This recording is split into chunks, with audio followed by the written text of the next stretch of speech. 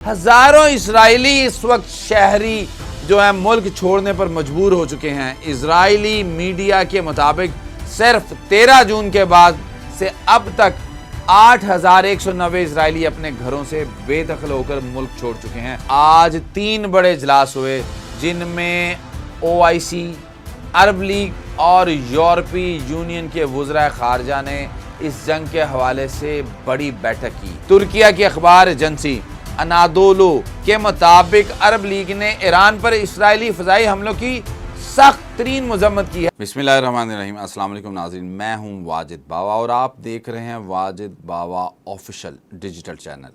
یہودی برسوں سے یہ کلیم کرتے آئے ہیں کہ وہ منتخب قوم ہیں اور یہ زمین جو کہ فلسطین کی ہے انہیں خدا نے عطا کی ہے، جہاں انہیں آباد ہونے کا الہی حق حاصل ہے۔ ان کا ماننا ہے کہ یہ وعدے کی سرزمین ہے جس پر ان کا کوئی سوال نہیں اٹھا سکتا۔ لیکن سوال یہ ہے کہ اگر یہ زمین واقعی خدا کی طرف سے عطا کردہ ہے، اگر تم یہودی واقعی منتخب لوگ ہو تو پھر آج یہودی اتنی بڑی تعداد میں ملک چھوڑ کر بھاگ کیوں رہے ہیں؟ کیا خدا کی طرف سے عطا کی گئی زمین سے بھی کوئی بھاگتا ہے؟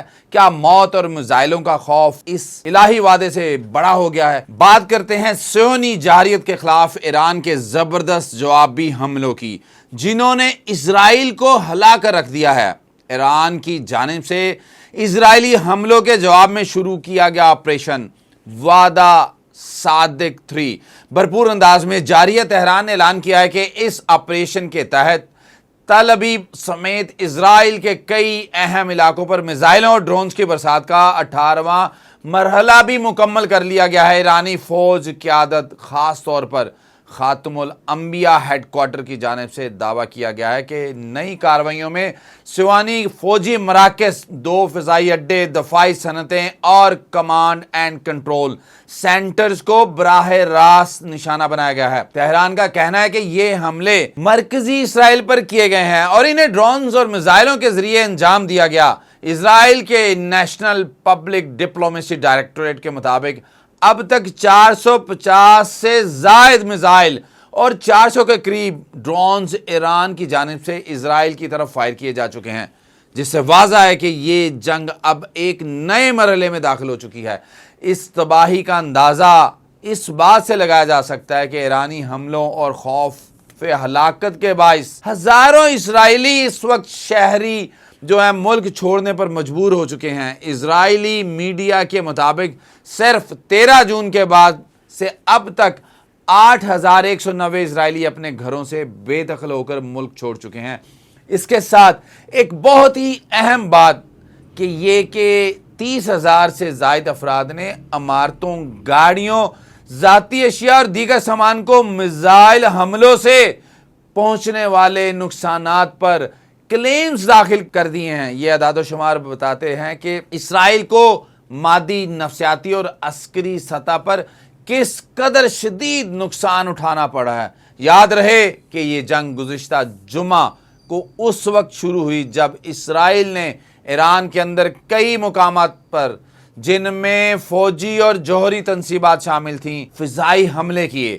اس کے جواب میں ایران نے فوری اور شدید جوابی کارروائی کرتے ہوئے اسرائیل کو اس کی جارحیت کا عملی جواب دے دیا۔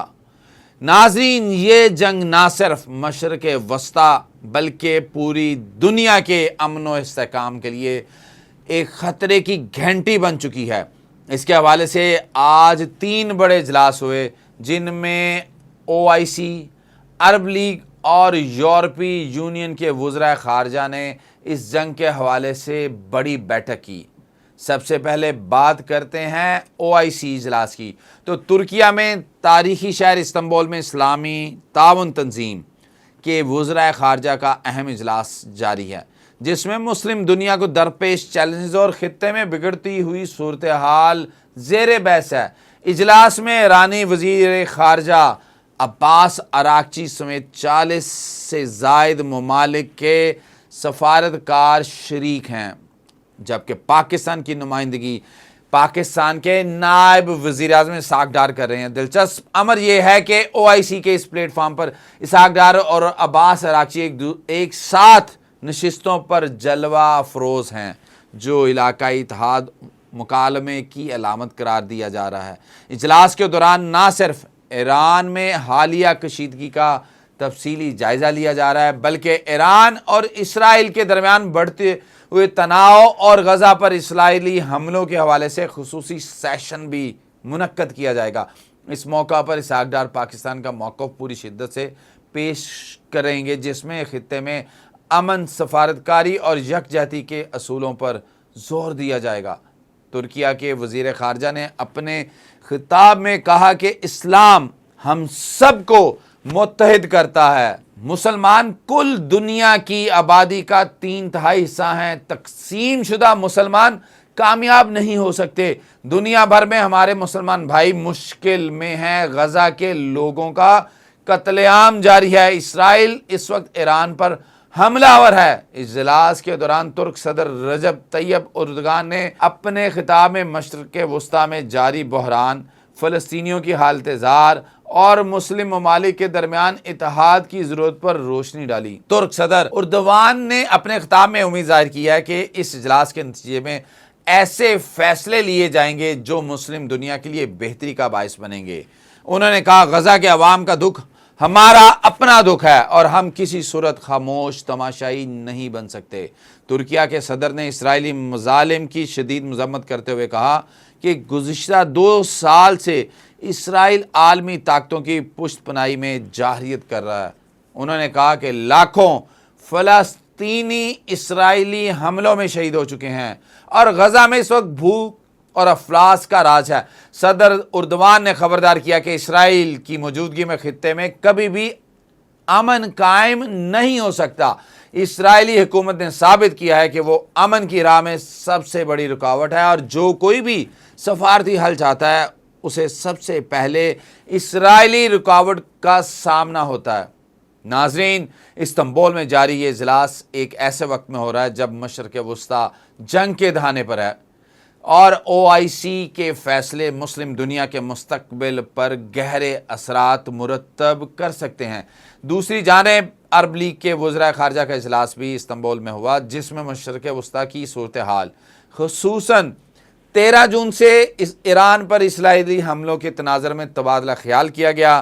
عرب لیگ کے وزراء خارجہ نے ایران پر اسرائیلی جارحیت کی شدید مذمت کرتے ہوئے کشیدگی میں کمی کی اپیل کر دی ہے۔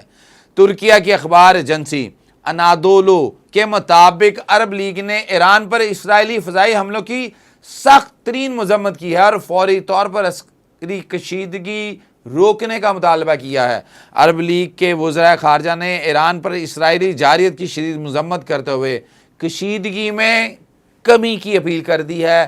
خلیجی ممالک کے سفیروں نے بھی اسرائیل ایران تنازع کے دوران جوہری تنصیبات کی حفاظت پر تشویش کا اظہار کیا ہے۔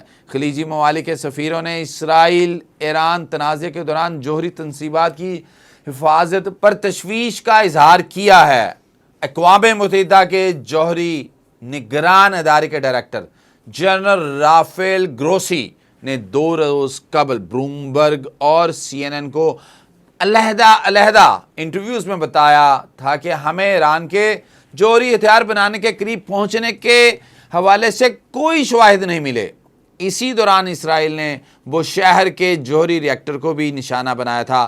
اسرائیلی فوج کے ترجمان نے بوشہر کی جوہری ری ایکٹر پر حملے کا اعتراف کیا تھا، لیکن ایک اعلیٰ اسرائیلی عہدیدار نے کہا تھا کہ فوجی ترجمان کا بوشہر جوہری ری ایکٹر پر حملے کا بیان غلطی تھی۔ ہم اس کی تصدیق کرتے ہیں اور نہ ہی کوئی تردید۔ برطانیہ، فرانس اور یورپی یونین کے وزراء خارجہ نے ایرانی وزیر خارجہ کے ساتھ مذاکرات کے بعد کہا ہے کہ ایران کے ساتھ مزید بات چیت کے لیے تیار ہیں۔ آج جنیوا میں 3 گھنٹے کی بات چیت کے بعد فرانس، برطانیہ، جرمنی اور یورپی یونین کے وزراء مختصر بیانات جاری کیے۔ AFP نے رپورٹ کیا کہ یورپی وزراء نے ایران پر زور دیا ہے کہ وہ اپنے جوہری پروگرام پر جاری تعطل کا حل تلاش کرنے کے لیے सफारतकारी जारी रखे। जर्मन वज़ीर ख़ारजा जोहान विडफेल ने अपने बरतानवी, फ्रांसीसी और यूरोपीय यूनियन के हम मनसूबों के साथ ईरानी वज़ीर ख़ारजा अब्बास अराक़ची के साथ बातचीत के बाद एक बयान में कहा, आज का अच्छा नतीजा ये है कि हम इस तासुर के साथ कमरे से निकल रहे हैं कि ईरान इन सवालात पर मज़ीद बातचीत के लिए, टेबल टॉक के लिए, डायलॉग के लिए तैयार है। नाज़रीन, एक जानिब OIC, GCC और अरब लीग के मुश्तरका इजलासों में ना सिर्फ ईरान की खुलकर हमायत की गई है, बल्कि इजरायली जारहियत पर शदीद तशवीश का इजहार भी सामने आया है। बाज़ अरब ममालिक ने तो इजरायली वज़ीर आज़म नेतन्याहू को हिटलर से तशबीह दे डाली, एक ऐसा तकाबल जो दुनिया के ज़मीर को झंझोड़ देने के लिए काफ़ी है। ये बात इस चीज़ की तरफ इशारा करती है कि हिटलर का माजी में क्या किरदार रहा, आज नेतन्याहू उसी किरदार के साथ इस वक्त नस्ल कुशी कर रहा है। लेकिन दूसरी जानिब यूरोपीय यूनियन के वज़ीर ख़ारजा के इजलास में ईरान के जौहरी प्रोग्राम की मज़म्मत की गई और खुलकर इजराइल की हमायत का ऐलान भी किया गया। ये सब कुछ वाज़े इशारा है कि दुनिया एक बार फिर दो ब्लॉक्स में तकसीम हो चुकी है, जैसे कि ये तकसीम पहली जंग अज़ीम और दूसरी आलमी जंग के दौरान हुई। मगर फ़र्क इस दफ़ा इतना है कि इस वक्त महाज आराई, महाज बंदी ब्लॉक्स एक तो मुस्लिम उम्मा का है, जबकि बाकी दूसरा ब्लॉक बाकी तमाम दुनिया की सूरत इख्तियार कर चुका है। ऐसे में सवाल ये है कि क्या आलमी ताकतें तारीख से कोई सबक सीखेंगी इस वक्त, या एक और आलमी तबाही के दहाने पर हमें धकेल दिया जाएगा। हमारी यहाँ पर यही अपील है, आलमी बरादरी से बरजस्ता है कि बातचीत और सफारतकारी के ज़रिए इस मसले का फौरी, मुनसफाना और पायदार हल निकाला जाए, वरना ये खदशा है कि ये आग पूरी दुनिया को अपनी लपेट में ले सकती है और तीसरी आलमी जंग ऐसी होगी कि वो कुछ भी नहीं छोड़ेगी और ये दुनिया बिल्कुल उस दहाने पे चली जाएगी कि जहां दुनिया ख़त्म होने के करीब है। नाज़रीन, इसी दुआ के साथ कि अल्लाह ताला इंसानियत को जंग और तबाही से बचाए, मुझे दीजिए इजाज़त। अल्लाह निगहबान।